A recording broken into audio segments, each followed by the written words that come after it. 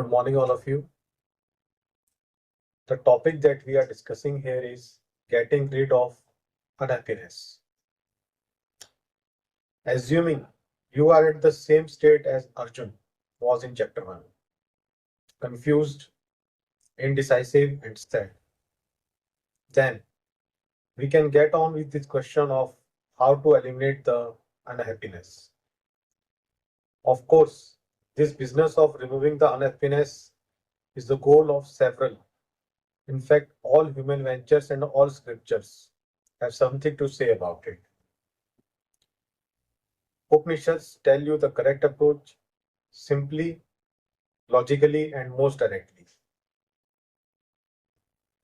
If you feel I am unhappy, just find out who or what is this I.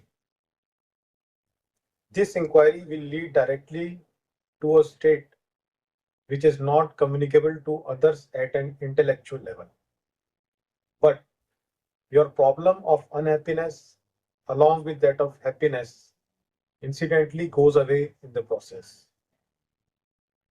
The transcendence of dualities is swift, direct, and simple in the approach of Gita. In Gita, this non-dual state is described rather briefly and poetically in verse 30 of chapter 6. Yo mam pashyati sarvatra sarvam cha mai pashyati tasyaham na pranashyami sa cha me na pranashyati. Means, he who perceives me everywhere and perceives all things in me does not lose sight of me, nor do I am of him. If everything is you, him, nothing, God, that or this, it does not matter what you call it, but you cannot have duality. All problems cease.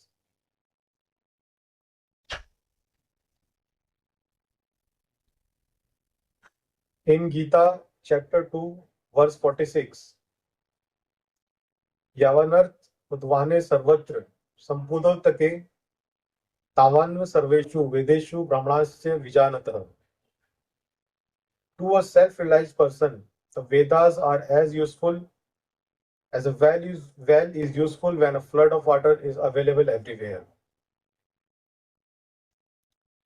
That means this process is beyond the familiar domain of intellect and mind, and once carried through, your day-to-day mind becomes a tool to you, just like, say, your fingers. In your current state of affairs, you have no control over the thought processes and your mind is running amok, somewhat like your fingers twitching and vibrating on their own.